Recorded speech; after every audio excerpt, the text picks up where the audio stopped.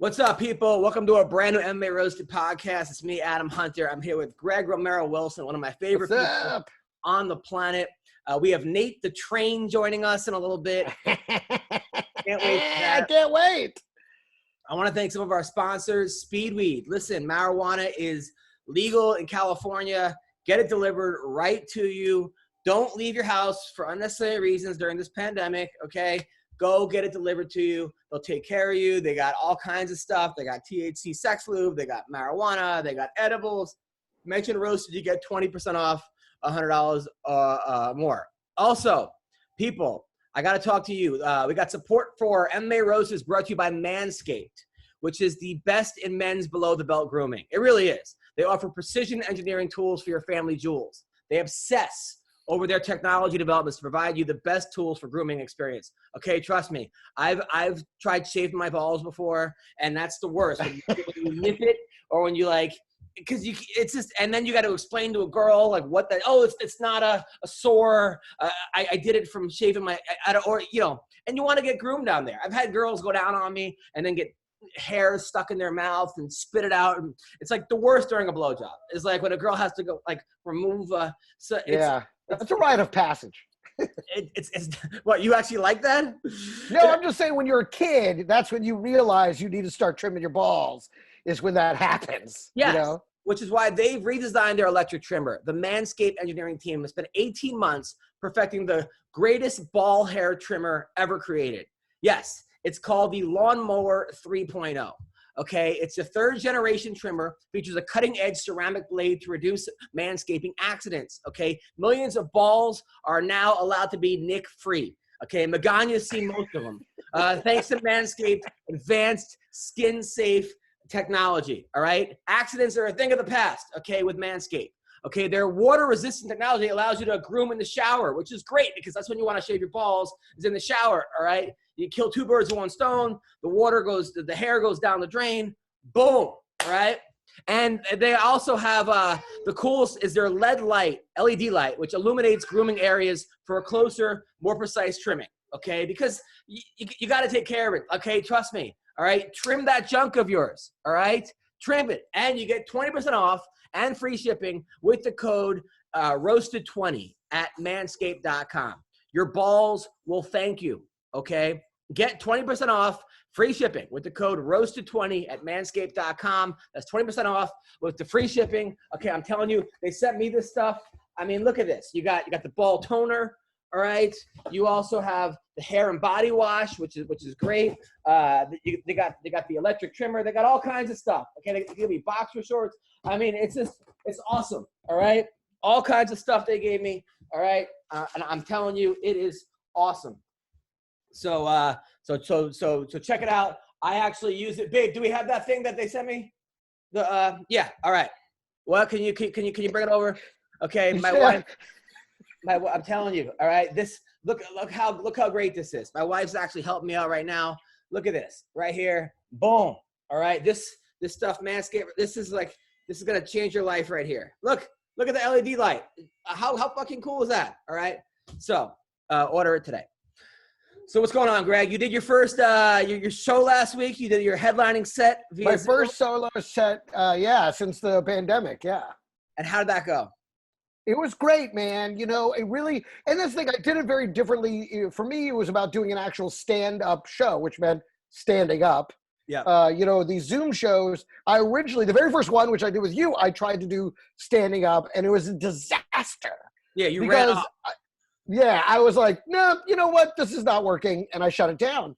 And I hated it. But then I realized with the Zoom experience, it's better just to sit down like we're doing now and be comfortable. It's better for the Zoom experience. But I wanted to do an actual stand-up show, and that's why I was like, you know what? I got to do I called it the hits, which are basically all the big bits that I've done that I know are 100%ers. They're not jokes that are, are new or untested or, stuff that I like, sometimes I mix it up with the new stuff. This was all just boom, boom, boom, boom, boom. That way I would feel comfortable knowing these are jokes I've done 1,000 times or more. And it worked, and it went incredibly well. I streamed it exclusively on my Instagram Live and on my Facebook Live.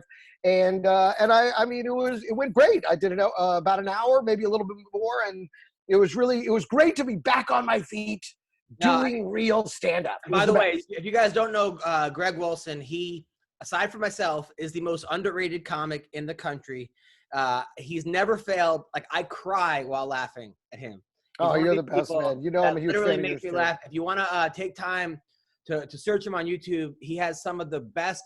He's one of those dudes that I think one day, like, you're obviously finally hitting as an actor, which I'm really happy, but as a stand-up, it's going to be one of those things where people are like, oh, he's an overnight success. And people that know you are like, no, he's been doing this for 30 fucking years and just murdering night after night after night after night. He's a comics comic. All the comics run into the room to see him. And I highly recommend him. He's one of the people that constantly makes me laugh. I actually, like, whatever, a lot of times I'm on the phone, comics are up there, I'm doing something else. I'm like, oh, I got to watch it. So I highly recommend him. Thank you, brother. I even did a Zoom show last week. I do my headlining set on Friday night. So if you want to see me on Friday, hit me up for the link. And it was cool. We had a lot of fighters and porn stars and all kinds of old friends of mine watch. We also, Tuesday, so I booked Camilla Cleese, who's a really funny comic, and she's staying with her dad, John Cleese. So all of a sudden, John Cleese joins the Zoom show.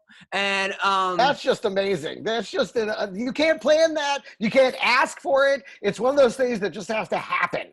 No, and normally I have this background, right? I have this background. I'll show you. This is like my comedy background. So John Cleese looks at my window and goes, "Is he a magician?"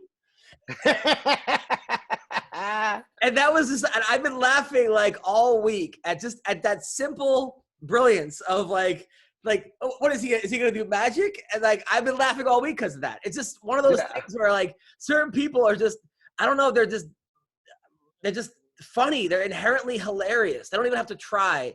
And John Cleese is just one of those people. And I'm sure he does have to try, but he's just so fucking brilliant. Like, one thing he says, I'm laughing for a week. I just appreciate people like that. Well, the guy's a legend, and the kind of energy and confidence that comes with being a legend is unimaginable. And it's just the second, you feel it the second he shows up. You're like, oh, you know what I mean? The excitement level just goes up. It's pretty amazing. But it's just like that goofiness, like he has that goofiness, funniness. And also, I was telling my wife, I'm like, I've been laughing. All he said was, "Is he a magician?" Because he saw that I had, like, I'm gonna do magic on Zoom. It's just like, and she's like, well, he has those fresh eyes, where it's like he sees everything for the first time, which is what makes it really funny. So that was awesome having John Cleese there. And then let's talk about some fights. Okay, first of all, there's great fights this weekend. Tyron Woodley's fighting Gilbert Burns. We're gonna get into that whole card, but so Mike Tyson, right? Mike Tyson is all of a sudden coming back. He's 53, and everyone's really excited about this. And I'm not, okay? Because I saw how Tyson was in his last couple fights. He fought Kevin McBride. He quit his last fight. Before that, he fought somebody. I think he fought Danny something. He was not, and that was when he was training. Then he smoked weed for 15 years, and now he looks great. I don't know if he's on TRT or whatever he's on. But let's just keep the Mike Tyson. It's not going to be the same as when he was 18 years old murdering people. I mean, maybe I'm crazy. Maybe I'm nuts. But Dana White is convincing him to not do it. And here's a guy that's still giving Diego Sanchez fights. Okay, so. Well, you know what's so funny? It's like when we first talked about this subject, I was kind of excited about it. I was like, I want to see this thing. But then I realized, he's well into his 50s. 53. Yeah, and I was like, you know what? That's not safe. This isn't golf. No. This isn't tennis. Even tennis isn't safe at that age, with what it can do to your ankles. This guy's going to go get punched at 53 years old. It's at a certain point. Even Michael Jordan, the safety issue. Even Michael Jordan on the Hornets. So who did he play for? Or the Warriors? Remember? No, it was the Wizards, the Washington Wizards. And it was still kind of like, and he was still scoring 25 points a game, but it wasn't Michael Jordan. And he was like 3 years that passes prime at that point. Yeah. Or maybe it was the Hornets. Was it the Charlotte No, it was Hornets? the Wizards. He ended up. I was confused too. He ended up buying the Hornets. Bought the Hornets, and then he bought the Bobcats, right, or something. And well, now, they turned into the Bobcats. They changed the name of the Bobcats, and then I think they went back to being the Hornets. I don't know. Or something like that. It was I don't know. confusing. I was watching The Last Dance confused. So, but at the same time, Tito Ortiz now says that Mike Tyson's people have contacted him about fighting. And now I'm excited again. I'm sorry. I'm sorry. I'll fucking watch this fight. I went to disappointment and you went back to excited. How did this happen? All right, now you got me. Because now I'm curious as to who's going to win this fight. Because everyone's saying Tyson's going to kill him. Is he going to kill him? I mean, he took 10, 15 years off. Tito's been training. Tito's not known as a boxer. He really doesn't win it. No, but even after that last Tito fight that they did, the horrible, I mean, that was tragic. He beat the pro wrestler. It's tragic, dude. It's not. I'm sorry. I don't think it's fun to watch anymore. I mean, after that, because I remember that big Tito fight that they the big cut. Okay, I was excited until it happened, and then I was sad. That was Liddell looked terrible. Tito looked good in that fight. I thought he also looked terrible. No, he's fucked up Chuck Liddell with like 3 punches. I know, but they both looked just so old. I mean, know. Tito versus Tyson. I'm against it, and that was one of the things that turned me against it. Was that fight? I was looking forward to it. I was like, yeah, senior league. No. I don't know. All right, so that's one thing. I'm against it. All right, so now John Jones has retired, according to him, for 2 years. Because I guess what happened was they were talking about Jones. Or as the league calls it, a permanent suspension. Well, what happens is they're saying him versus Ngannou, right?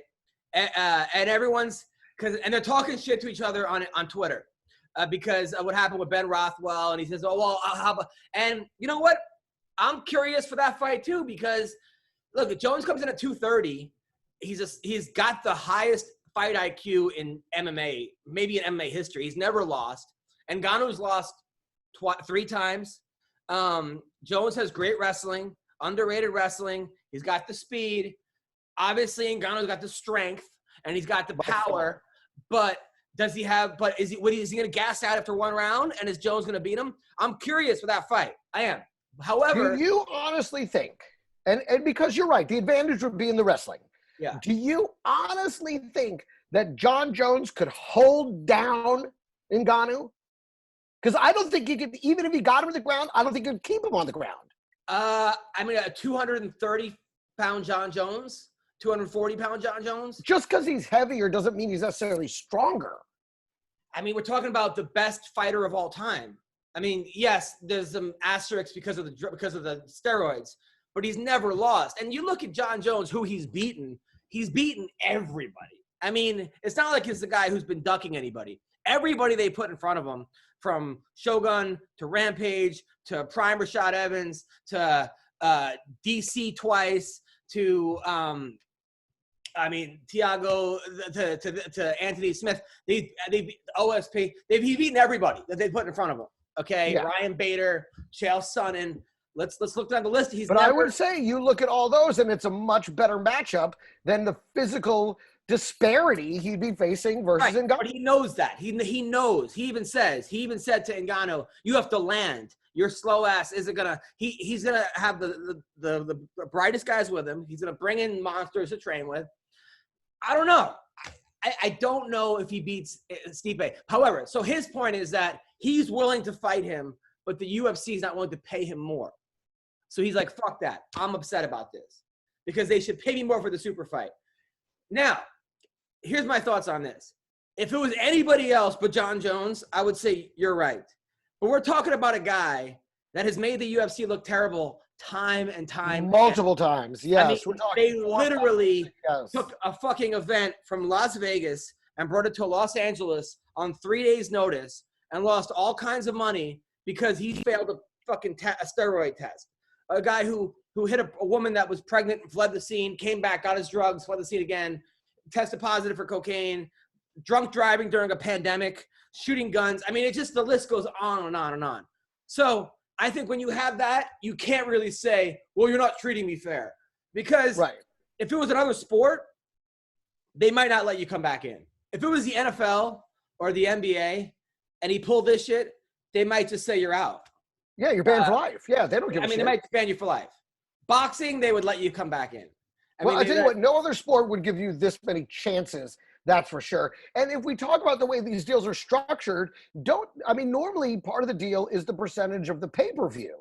So really, he should just be counting on that. To say they need to pay me more is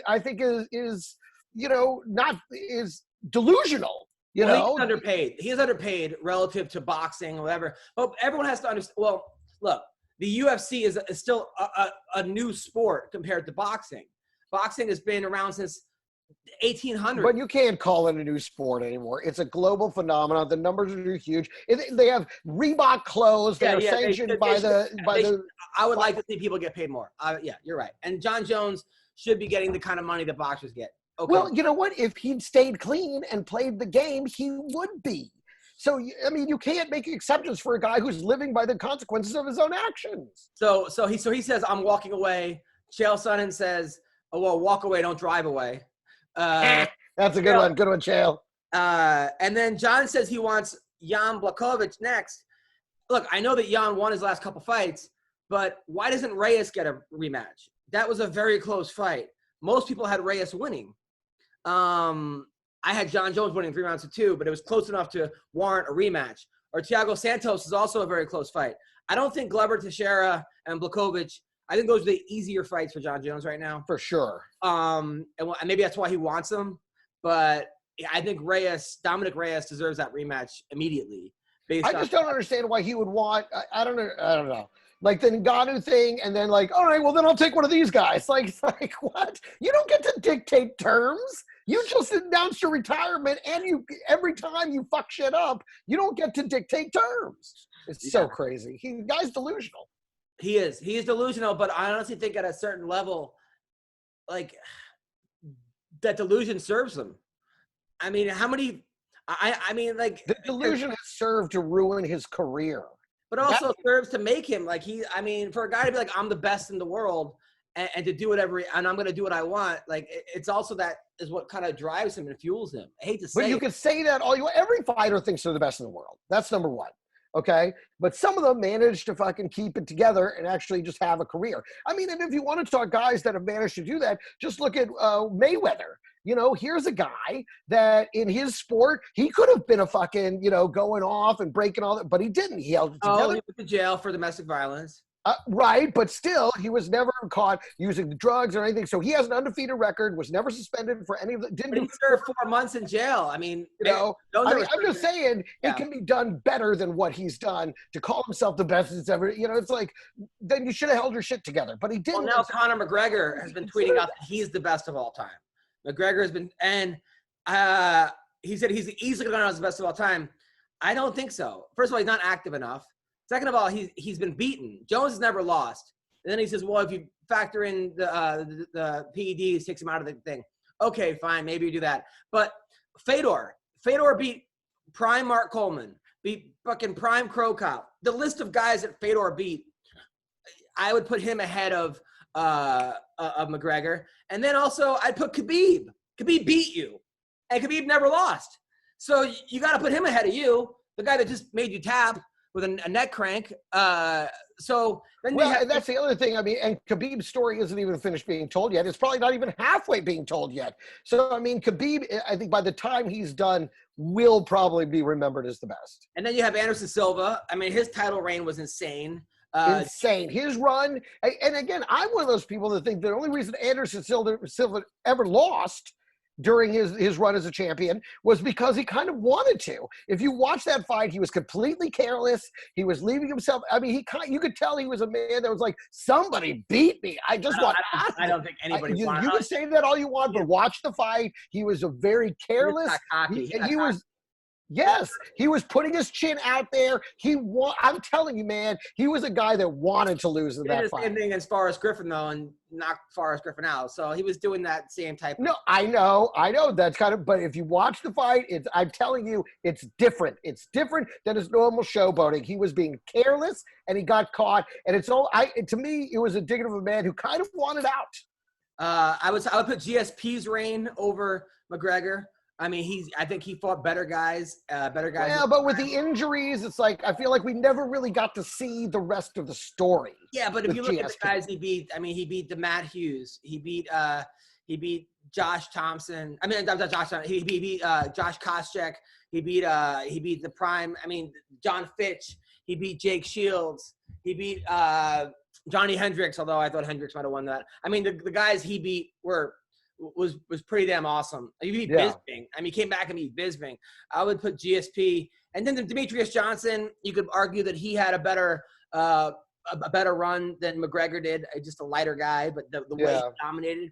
I think McGregor may be the greatest of all time as far as packaging. Certainly the most famous of all fighters. Famous of all time. In terms of the guy, the greatest promoter, the greatest in terms of creating the energy of the event and getting people who were not in any way MMA fans to want to watch it. I think by far he was the biggest personality. And I don't think we'll ever see a personality bigger than McGregor. By far the biggest personality and one of the greatest fighters, but I don't think you could call him the greatest because of the losses. And he also came from Ireland, though. He was a big fish in a small pond. You know, I think if McGregor was from Missouri, he wouldn't have had that same. You know, he was carrying a whole country on his back. When you're the best guy from a small area, you attract that, especially with. I mean, they're the most loyal fans. It's crazy, like when Ricky Hatton came over to box. Yeah, like all of Manchester came with him. Right? Yeah. When McGregor comes, Ireland's just like, we're going to Vegas, right? You take any American and you take them over and put them in like Ireland. I don't know how famous they are. It's like his entourage, his girlfriend, his side chick. We just don't travel with people. We just don't care. Maybe we expect. Well, because also we expect people to come here. You know, I mean, it's like, especially when you made Vegas kind of the epicenter of the sport, it's hard to be like, you know, do I really want to go to Dublin? Or I can just wait till he fights the next time because it'll probably be right here in Vegas. But even like when the U.S., when like Michael Jordan and them, when they went over to play basketball somewhere else, I mean, we just don't go. We just don't travel with people. We just don't. Maybe we're jaded or get excited or whatever. Well, so, you never, when it's your own, you never take it. It's almost like your hometown. Your hometown's always the last one to treat you like you're a star. Everyone else will treat you like that before your hometown. It's just the way it is. With Americans, we're like, all right, cool. I mean, we're just nonchalant about our own. It's the way it is. Who's the biggest American fighter right now? Let's say who's the biggest star out of America in the UFC? First of all, we can't even name the person. That's even sad. I mean, is it Daniel Cormier? Is it Steve? Is it or Colby Covington? Colby Covington, right? Let's say Colby Covington is the biggest star. Colby goes and fights in Brazil or in Ireland or wherever. No one's going with him. No, absolutely not. Nobody's following. Well, but again, these other, McGregor was great at being a star.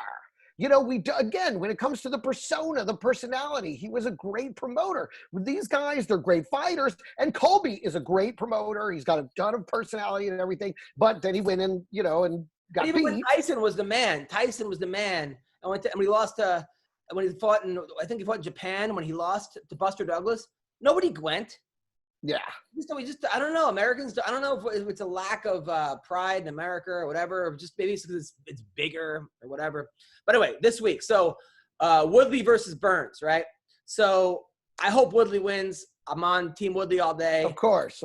He has a new single out, which is pretty good. It's actually really good. He sent it to me. It's really good. His rapping's come a long way. Okay, listen, I'll believe you. I don't know. I'd have to hear it for myself. Burns on a 5-fight winning streak. Just knocked out Damian Maia, beat Gunnar Nelson, beat OAM. His last loss was Dan Hooker, right?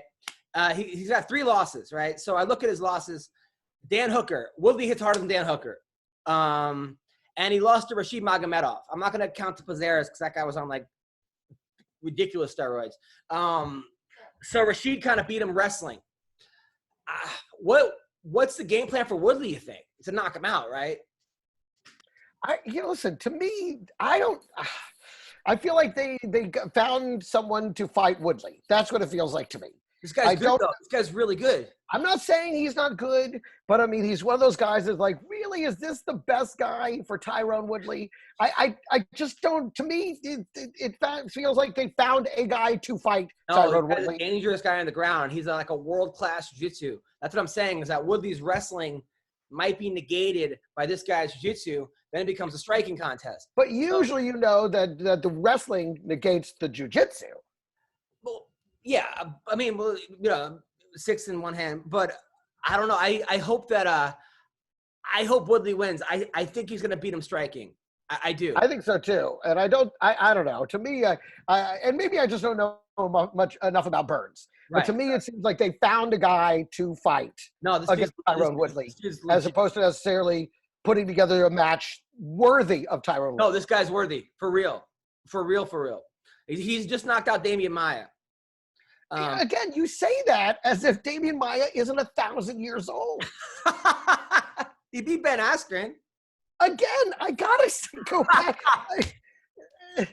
You're not blowing my skirt up with these references. All right. Also, in heavyweight division, Augusto Sakai versus Blago Ivanov.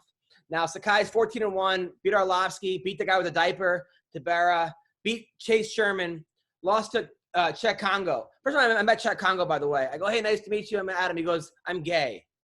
And I go, oh, okay. And then he goes, just kidding. And I was like, what? You know, comedy doesn't always cross the pond that way, you know? All right. I mean, we like those jokes too. I think they just got to frame up. I feel like it was a little bit lost in translation. Like if he had a better command of the language, it might have been better. It was like, I'm gay. I'm kidding. I make jokes. Blagov lost to the Black Beast. Although I thought he won that fight. He beat Rothwell, beat Tai DeVito, lost to JDS. This is a good fight because it's two guys that are like heavyweights that are both like fringe guys, like top 5, right there. Let me ask you about this, because it seems like the UFC is trying to rebuild the heavyweight division. They are. Like trying to put now. Is it just the heavyweights are more available for these fights, or are they just trying to bring them more front and center? Because one of these guys really had a big heavyweight star in a long time. So it's like really Brock Lesnar was the last big heavyweight star. I'm saying star here, the kind that everybody's like, you got to see it, you know? Well, what I'm worried about is that there's 5 fights in a row, 5 weeks in a row of fighting, and the U.S. has put a sanction on Brazil. You can't come from Brazil anymore because of coronavirus. Right. So what's going to happen with half these fighters? Because a lot of these guys are from Brazil. Yeah. So I'm actually curious as to what's going on. All right. So before we break down the rest of the card, we have a guy who got his first UFC win right here. Nate Landwehr. We had him on the podcast before. He's doing awesome. Huge fight over Darren Elkins. One of the best fights I've seen in a while. Was screaming at Dana White during the fight. Going, Dana! What's up? Y'all hear me good? We can hear you, man. We can hear you. Right, yeah, brother. I can hear you yelling. I like that shit, man. That's what I try to do. Just be entertaining, man, and put on a show for everybody to see. Now during that fight, I could hear you from my house, actually. Now, by the way, did that fight go exactly how you thought it was going to go? Hey, man, happy Memorial Day, too, man, by the way, guys. You too. Fire celebrating. Man, yeah, man, I figured as soon as I got the call weeks ago, I knew that, I mean, you're talking about Darren Elkins. He's made a career in the UFC for 10 years, you know what I mean? We're talking about a real veteran. And I knew I was bringing it, you know what I mean? So it happened just like I knew. I was hoping to finish him, but he dude's tough as nails. I was hitting him with some shots. I was hitting him with some big shots. Now, did you notice that Dana wasn't paying attention? Is that why you kept yelling at him? No, man, Dana was paying. They was all paying. There was nothing else to do. It was like, I don't know, something just say. I mean, it was weird because it was just something that had happened, and I was just like, damn, there's Dana right there, and it's quiet, and I don't know, just happened, man. I was like, Dana. Yeah. when you were yelling that, like you had just cracked him, I mean, solid. And you turned around and started yelling. Yeah, you started yelling Dana. Now, were you surprised when you turned around and he was still standing? Man, no, we knew coming into it, dudes as tough as they come, man. We're talking about a real veteran, bro. I mean, we're talking about fought the who's. I mean, he's fought everybody in the featherweight division. If he didn't fight you, somebody that he fought had fought you. And I mean, I just did as well as anybody on the planet. What did Dana say after you two afterwards? Oh man, he was just hyped up, man. It's mainly just the impression I left. He knows next time they might be thinking about a fight. All of them, they think about putting a fight together. They're thinking who's going to bring it. No question asked. No matter where is it at on the planet. Yeah. I'm bringing it. No, you know I was so happy for you, man, because I know that like you won 7 fights in a row, and you were kind of a big deal in Russia. I mean, you were the M1. Oh, yeah. I mean, I watched some of your fights last night in Russia. First of all, you come out and you start spitting in the air. Like, was that water? Like, how do you get that spit? Just like water, man. You know how they used to do it back in the day, the WWF shit. And I mean, I remember. This is how I fight. I'll be like, if I ever get my chance to do some fun shit, I'm gonna do that because I might never know what's gonna happen.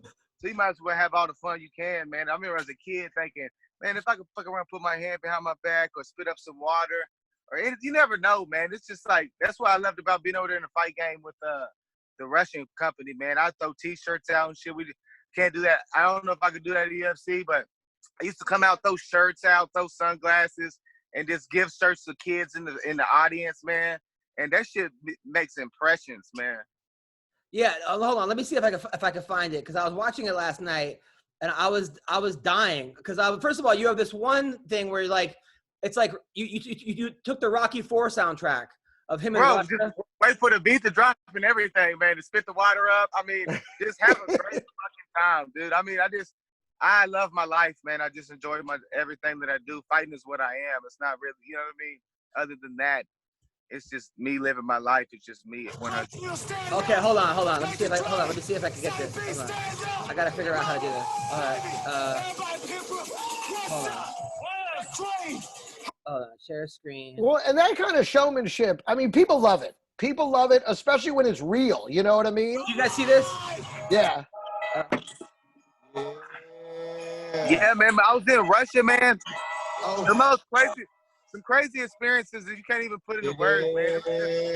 I'm so glad I got to do all that first, man. Dude, look at the Olympic Stadium in Moscow, Russia. Wow.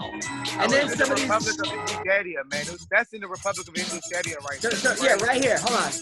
You come out and you wear these sunglasses and then you're spitting up like a fucking psycho. Doesn't that just look cool? Rip his shirt off. Do the devil look. Being in those ropes was so cool, man. That shit felt so crazy being over there with the ropes and the atmosphere. Now, your T-shirts, were they in English or were they in Russian? Oh, man, all my shit. Just me, man. 100% America. Right on. Okay. We took pleasure in, if anybody met us for the first time and we was the only Americans they knew, we was holding it down for the reputation. You know what I mean? We was holding it down for the Americans. That's great, man. That's awesome. No, it was pretty awesome. The one guy was running from you at one point during the fight. Man, usually I call it the Nathan Train trot, man.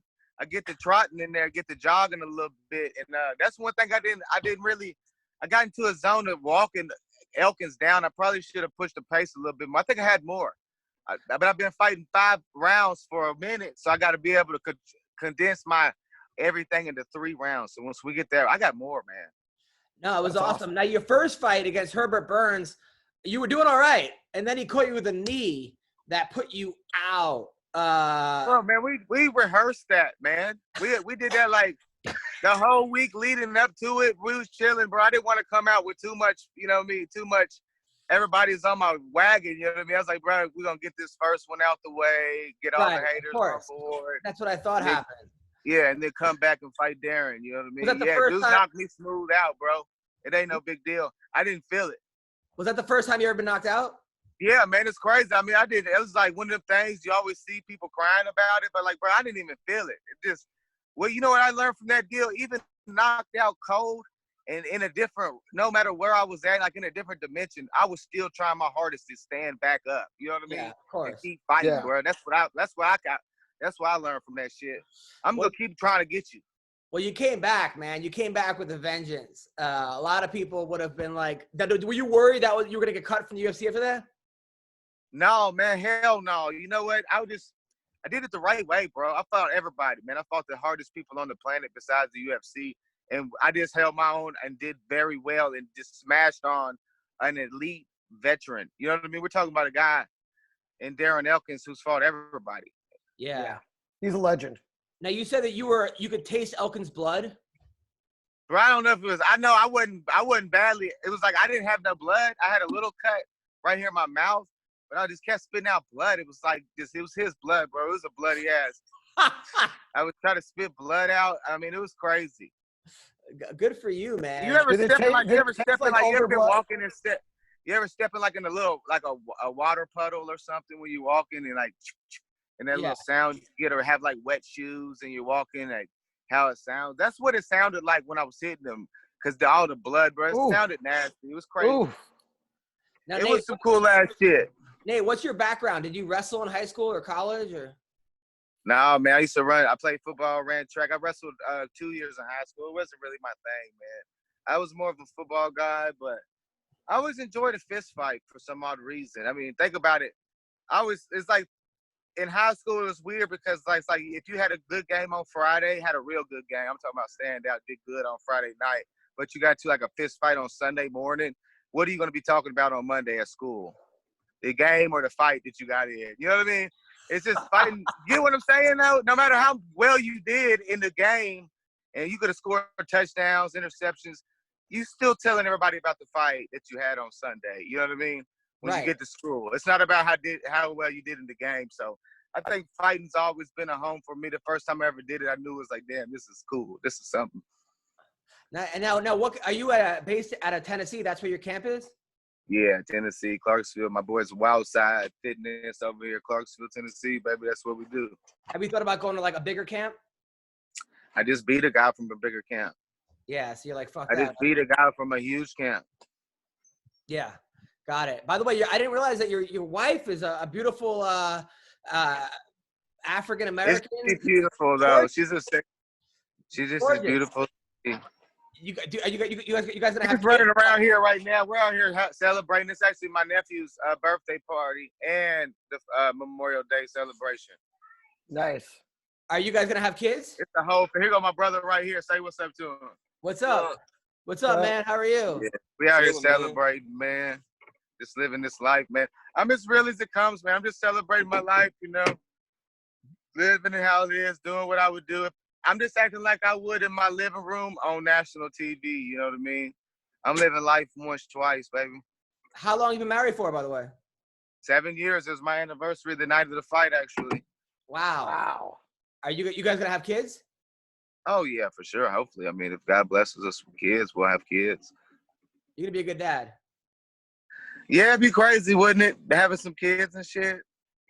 Now, did you grow up fighting with your brothers a lot? Were you scrapping with your brothers? Is that how it started? We had a whole gang of this misfits, I would call now. Some cats that just wanted to do some shit and had idle hands, what you would say, and we just would all day, we kind of something to do. Now you called out this M1 guy, but you didn't know his name.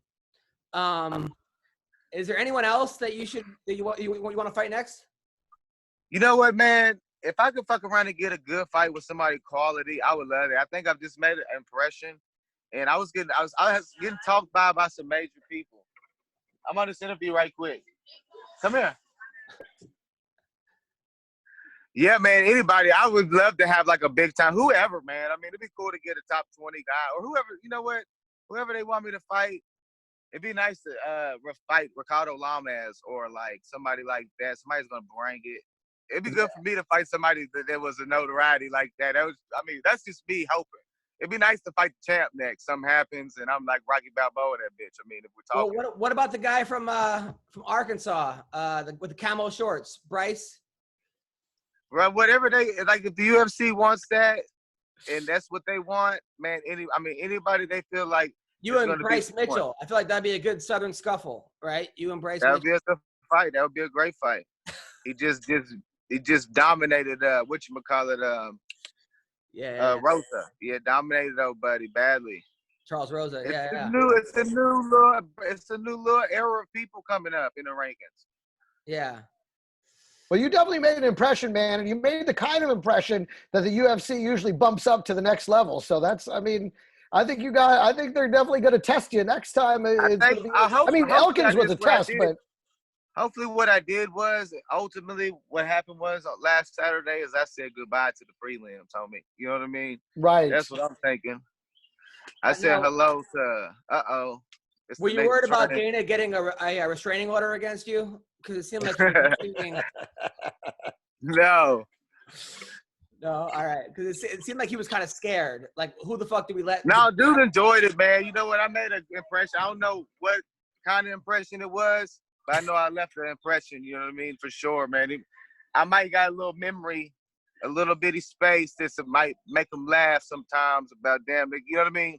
Yeah, of course. I got it. If he thinks of my name, he definitely could know my face for sure. You know what I mean? I got a face with the name at the very least. Are you having a party back there? What's going on? Oh yeah, we're celebrating, man. Isn't it supposed to be social distancing and like aren't there 6 people allowed? I feel like there's like hundreds of people behind you.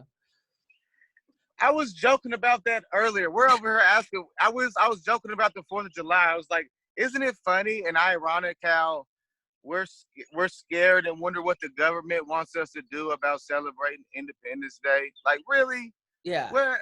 You gonna tell us what we can do on a national holiday, homie? Come on now. Yeah. We're free men. It's Memorial Day though. Just so you. We're free men. That's what I'm saying. Like, I always throw a big celebration on the 4th of July. Like 100 people come, and right. That's what we're talking about. Are you gonna do that again? Oh yeah. Can I tell you, man, when you came out there with all that swagger, whenever you see new guys with all that swagger, you're like, uh-oh, this guy's going to get it. And then by the end of the fight, I was like, okay, this guy's the truth. This guy's got it. This guy's – you made a believer out of me, bro, for real. Man, appreciate it, man. That's what I'm doing out here. I'm out here just trying to entertain, get one fan at a time, make believers. Like, damn, you want to see me fight again, huh? Oh, for sure, man. That was the mission, man. Now, are you a big Trump supporter? Are you a big Trump supporter? Man, I don't know, man. I mean, I just think that he's what we got right now, so I'm good with him. Yeah. I'm sure he's did some foul shit, but I don't know, man. I keep my hands free of all that. Fuck it. I'm gonna keep breaking the laws. Exactly. You know what I mean? You don't have to be a political guy. No matter. It's like whoever the president is, we all gonna keep doing what we're gonna do anyways. Exactly. What's it gonna? Yeah, it's like, come on, nobody's doing that job, right? That's a hard job. It's a fucking crazy job to have. The president of the world. You know what I mean? Basically. He thinks so. Dude, you're hilarious, man. You're a funny dude. You know what I mean? No, it's like who could do that job? Nobody can do that job. I can't do that job. Fuck that. Hell no. Yeah. No, but back to what I was saying though, a lot of guys that showboat when they first show up and they wind up getting clean knocked the fuck out. You see that a lot of showboat. Smooth out last fight before this one. Got knocked smooth out, came back like it didn't even happen.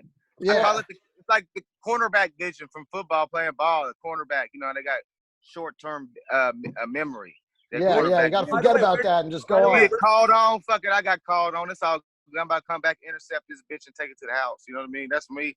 I'm about to come back every time. Where did you meet your wife, by the way? High school. Wow. Oh, right on. Wow. We've been together for a long time. Damn. We met in 2006. Wow. There you go. She's a very beautiful lady. Yeah, she's my wife for sure. I wasn't gonna marry no ugly bitch.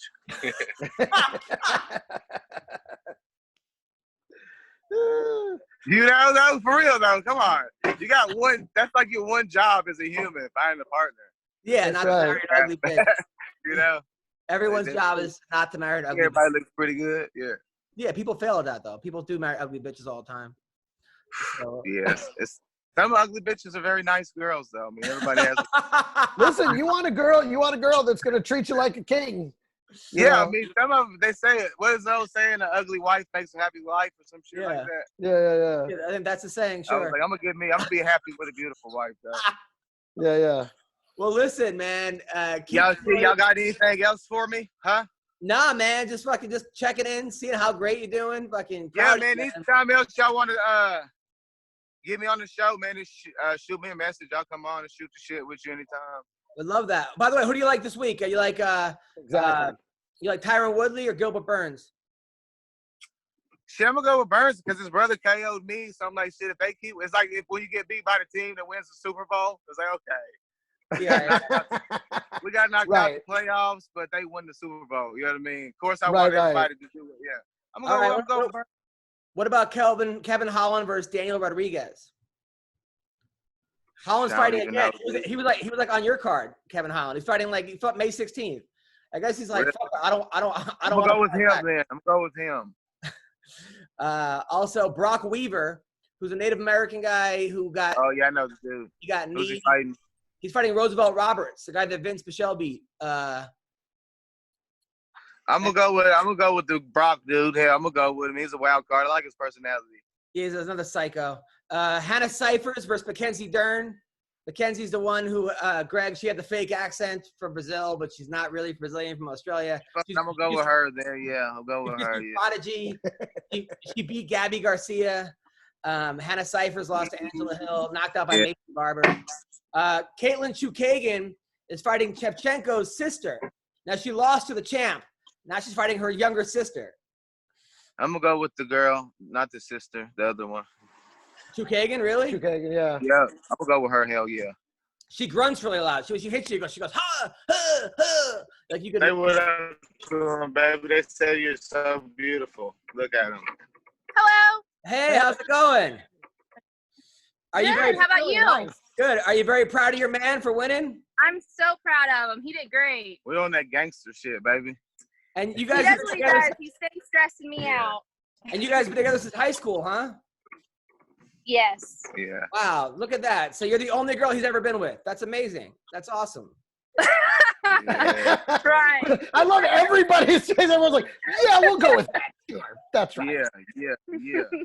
Well, shit. All right, guys, man. I'll see y'all next time. Oh, that's where you're leaving? All right, thanks, man. I'll talk to you later, brother. Take care. All right, bye. Way to make it weird. You're the Michael Scott of MMA interviews. I swear to God. So he's never had sex with anyone but you then, huh? I mean, both of them were like, we don't talk about that, actually, Adam. All right, so because I don't know if you did the math, but he said they've been married for 7 years, but he's known her since 2006. Okay, so that's 14 years ago. So that leaves some. It sounds like there was some spotty back and forthing there. So way to step right in that. Yeah. I love it. You said it too, and he's like, "All right, we'll see ya. Thanks for the interview. I gotta go be awkward with my wife now." All right, let's talk about. By the way, so one of my favorite characters, Mike Perry. You know Mike Perry. Oh sure, Platinum Mike Perry. So he says he's done with coaches, and in his corner is going to be his new girlfriend for his next fight. Well, I could say right now that is a plan for success.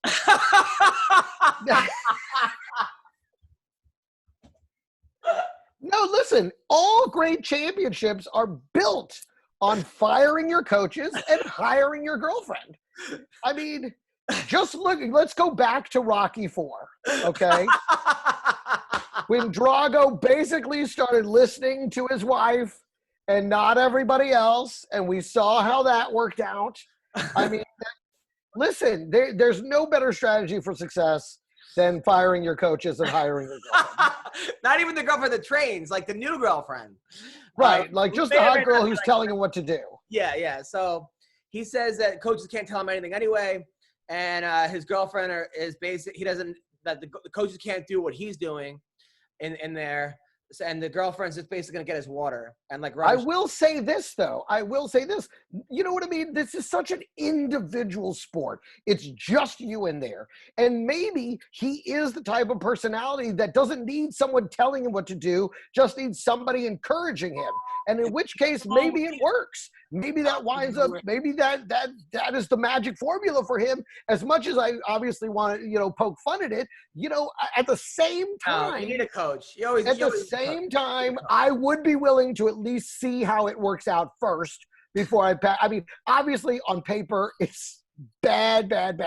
But he's a unique guy. Well, speaking of unique guys, so here's his thoughts on Darren Till. I thought they were friends, but now they've been going back and forth. Can you see the thing? Yeah. Okay. And whatever, I'll do both. All right. There you go. What do you think about the idea? I mean, you're a guy who feeds off energy, stuff like that, going in there and fighting with no crowd. Darren Till's mom, too. Fuck Darren Till. I want to fight Darren Till.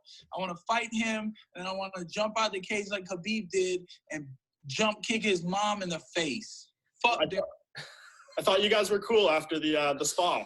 Oh, he's a fucking piece of shit. He's a and there's nothing wrong with being a unless you just like sucking dick. That's cool. He likes to suck dick. That's why he wanted to go to the spa. Fuck him. Excuse my language if that's terrible, but I hate that motherfucker's guts. I don't like when people say certain things. I have one thing I care about in this fucking world. And, well, as we all know, bringing someone's mom into it is always a good idea. I think quarantine has really brought out the worst in people. It seems like people that are like need an outlet, like a Mike Perry, and it just seems like this is not a very great experience for him. Well, what happened to make him hate him on that level? What did he say? Because he's saying that Darren Till said something that's obviously set him off. Doesn't that say exactly what he said? Yeah, I watched. Yeah, and that's really what I want to know. Because when you start bringing someone's mom into it, you're playing with fire. You're inciting him to a level that he would not have gone to without that kind of stoking of the embers. So you just have to wonder what it was that would drive it to that level. It's one thing to have the competitive, I want to get him, whatever, the back and forth thing. But you start bringing somebody's mom into it. I mean, you're playing with real fire here. You're creating an emotional tsunami. So it's interesting. I'd be interested to know the rest of that story because it seems like there's a lot more there. Yeah. You think? Yeah. I mean, that's brutal what he just said. I mean, he wants. I don't even want to repeat it. I wouldn't even want to repeat it. He wants to drop kick his mother. He didn't just say he wanted to drop kick his mother. Before that, he wanted to sleep with his mother.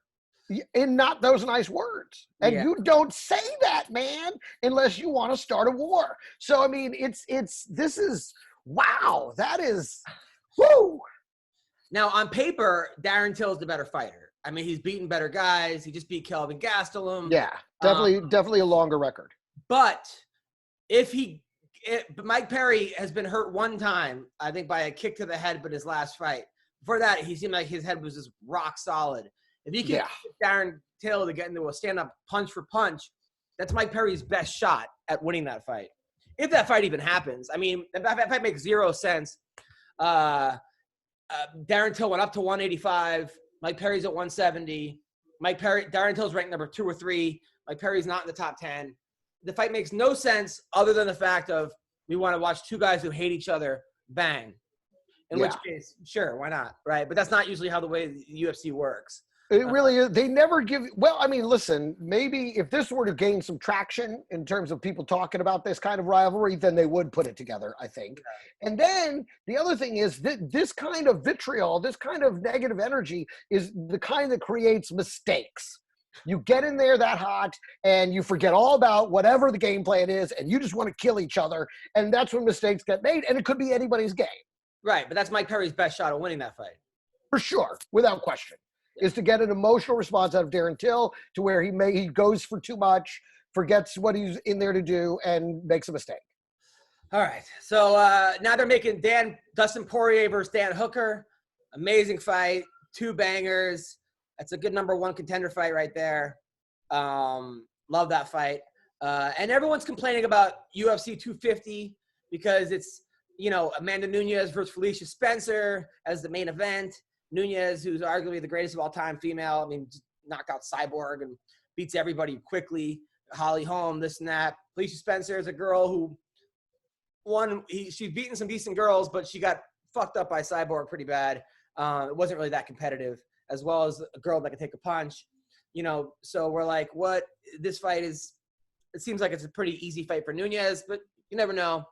Alonzo Menafield versus Devin Clark. That's what's funny is the way they've already anointed Amanda Nunez the greatest female fighter of all time. And I just feel like, I think the women's division just needs more time before you know what I mean? Because the turnover Cyborg is so fast. Cyborg, Holly Holm, agreed. Ronda Rousey. But it just seemed Ronda, after she'd already been beaten by everybody else.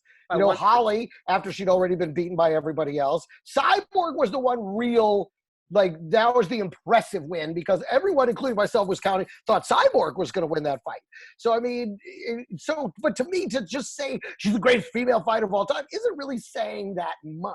Well, I had her on the podcast 5 years ago, and before she was even considered. She was in the top 10 at that point. And I was like, you're going to be the next big thing.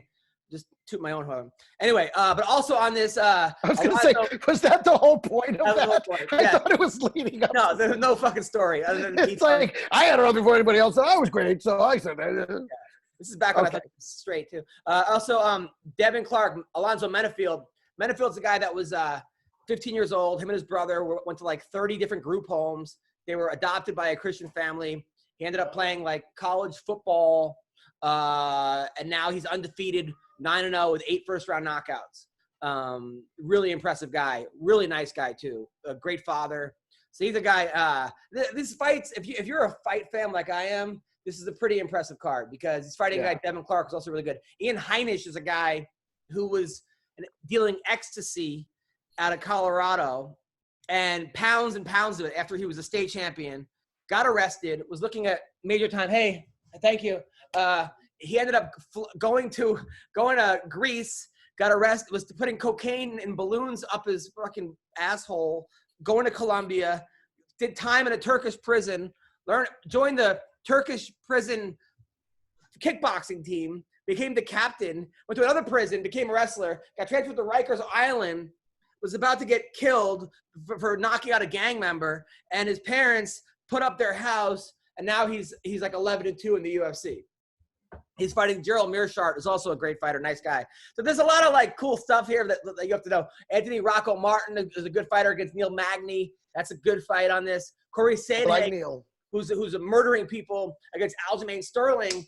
That's a great fight. Eddie Wineland, also a great fighter / firefighter, against Sean O'Malley. Sugar Sean, and Bruce Leroy versus Chase Hooper. Hooper's 19 years old, and Bruce Leroy is the man.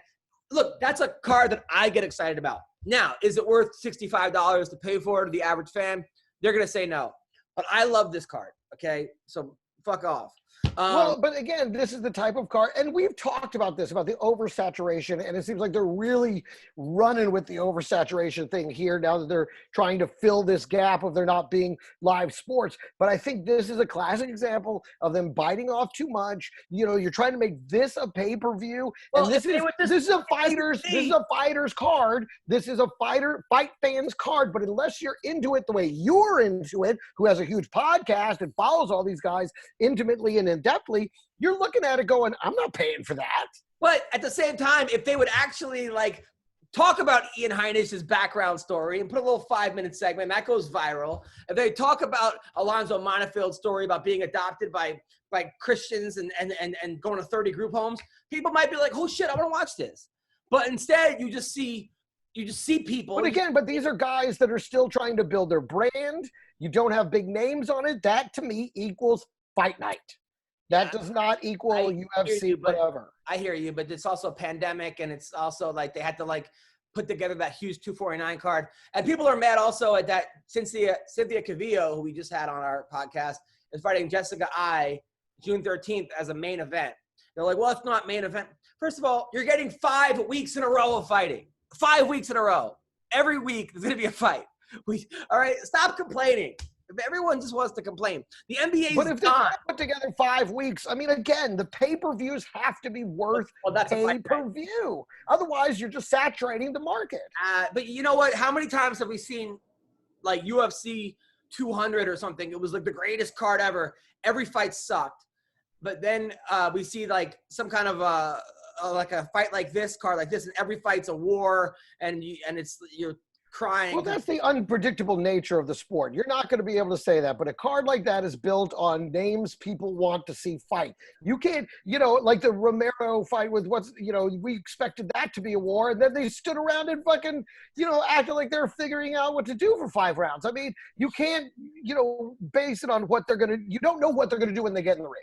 Yeah, it's true. And yes, guys who are lesser names are hungrier and are going to go out there. They're not trying to protect anything. They're not trying to protect their belt. They're not trying to protect their money. They're not trying to protect their record. They're out there to fucking win and build something. So yes, but in order for that to work, they have to be in a position where people will watch. And when you charge $65, people aren't going to watch it. So it's not going to do any good.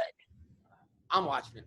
Anyway, that's our podcast. I totally hear what you're saying, Greg. Thank you for coming on the show. You're the man. I love you, buddy. You too. You're the best.